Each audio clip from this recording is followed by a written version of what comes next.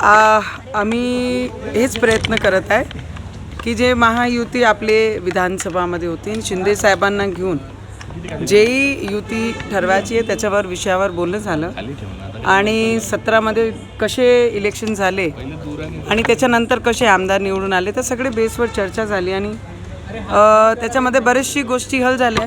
उद्यापर्यंत सगळे क्लिअर होईल. किती जागा मागितली? एक यावेळी तुमच्या विरोधात प्रचार करणार की तुमच्या सोबत असणार आहे? रवीजी BJP सोबत भारतीय जनता पार्टीसोबत 14 पासून आहे. तर रवीजी भारतीय जनता पार्टीसोबतच राहणार आहे. ते स्वतःच कबुली करतात की मोठे भाऊ म्हणून, आम्ही लहान भाऊ म्हणून त्यांच्यासोबत नेहमीच आहे. राष्ट्रवादी पण तुमच्यासोबत अमरावतीमध्ये असणार आहे? ते आमचे नेते ठरवतील आणि मला जिथपर्यंत माहीत आहे की बरीचशी ठिकाणी त्यांच्यासोबत युती नाही करत आहे आणि मला वाटते अमरावती त्याच पद्धतीने ठरणार आहे. नवनीत जी, आज क्या चर्चा हुई? 3 विषयों पे चर्चा हुई और कितनी सीटें आप लोग शिवसेना को दे रहे हैं?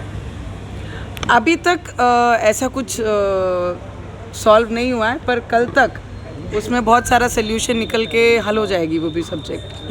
मैम, टाटा एक रिपोर्ट है सोशल साइंस की कि मुंबई में जो है 2051 तक जो है हिंदुओं से ज़्यादा मुस्लिम होंगे. आपका बोलना एकदम बराबर है. जो घुसपैठिए हैं, जो अभी रिपोर्ट आई है टाटा की, जो आप जिस तरीके से बता रहे हैं, आसाम में 200% ग्रोथ उनमें पाई गई है. 30% आप मुंबई में प्रॉपरली देखेंगे तो वहाँ पर पाई गई है. आप वेस्ट बंगाल में देखिए वहाँ पर है. कश्मीर में देखिए कितने परसेंटेज उनका बढ़ा हुआ है.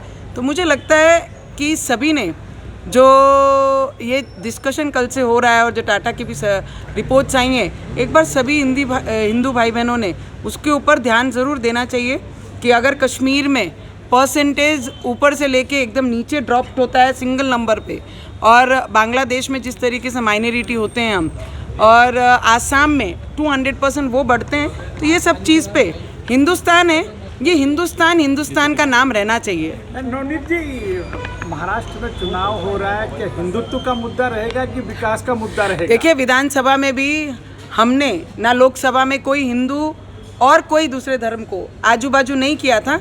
ये सेकुलरवाद जिन्होंने लाया है वो कांग्रेस पार्टी है, वो भारतीय जनता पार्टी नहीं करती है.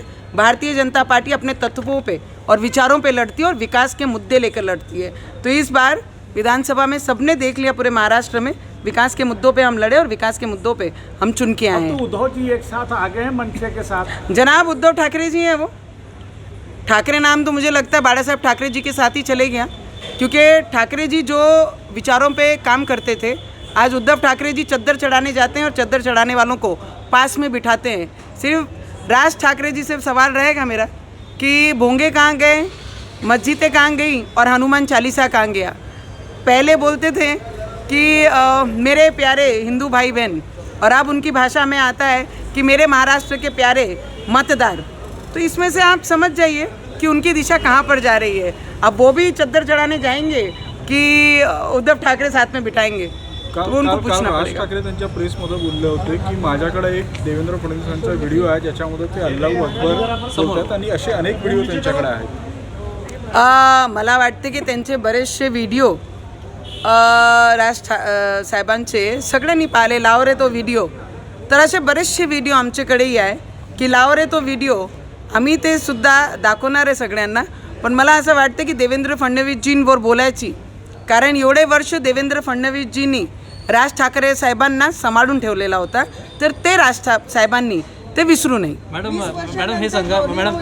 मॅडम एक प्रश्न असा आहे, आपला एक महिला म्हणून आणि पत्रकार म्हणून हे प्रश्न विचारणं की दोन्ही भाऊ एकत्रित आले ॲज ए परिवार.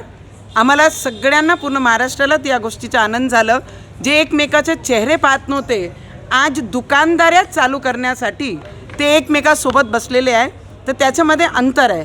ॲज ए फॅमिली आली असती तर पूर्ण महाराष्ट्राने बाळासाहेबांचं नाव घेऊन जल्लोष केला असता, पण विचार सोडून ते फक्त दुकानदारीसाठी आणि पॉलिटिक्ससाठी आले आहे, तर तो डायजेस्ट होण्यासारखा नाही आहे. मॅडम एक प्रश्न असा आहे, 2 दिवसापूर्वी तुम्ही असं म्हटलं होतं की हिंदूंनी मुलं जे आहे ते जास्त जन्माला घालावे. टाटाची यावर प्यारे खान जे अल्पसंख्याक आयोगाचे जे अध्यक्ष आहे त्यांनी सांगितलं की राणा दाम्पत्यांनाच 2 मुलं आहेत. त्यामुळे मला वाटते आयोगांचे जेही ज्यांनी म्हटलेलं आहे त्यांच्या नावाप्रमाणे ते विचार त्यांची मांडलेली आहे.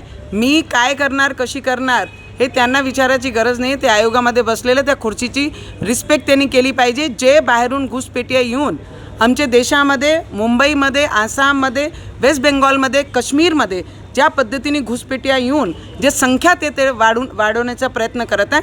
माझं कॉन्व्हर्सेशन त्यांच्याकरिता आहे. जर कोणालाही मिरची लागली तर ते पाकिस्तान जाऊ शकतात.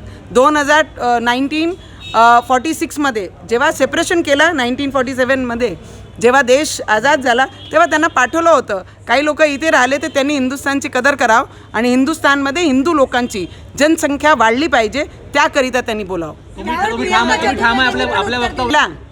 त्यांनी हे शब्द वापरला नाही पाहिजे. आणि ॲज अ फिमेल त्यांनी जी माझी भावना आहे, डोक्यावर जे बिंदी लावतात, जे टीके लावतात, त्याचा तरी त्यांनी सन्मान करावा. मराठी माणसाचीच आहे तर त्याच्यात कोणी डाऊट आणत आहे. मराठी माणसाचीच मुंबई आहे, त्याच्यामध्ये कोणीही शंका आणू नये आणि कोणीही हिंदूंमध्ये फूट पाडू नये. फक्त तेवढीच विनंती सगळ्यांना करते.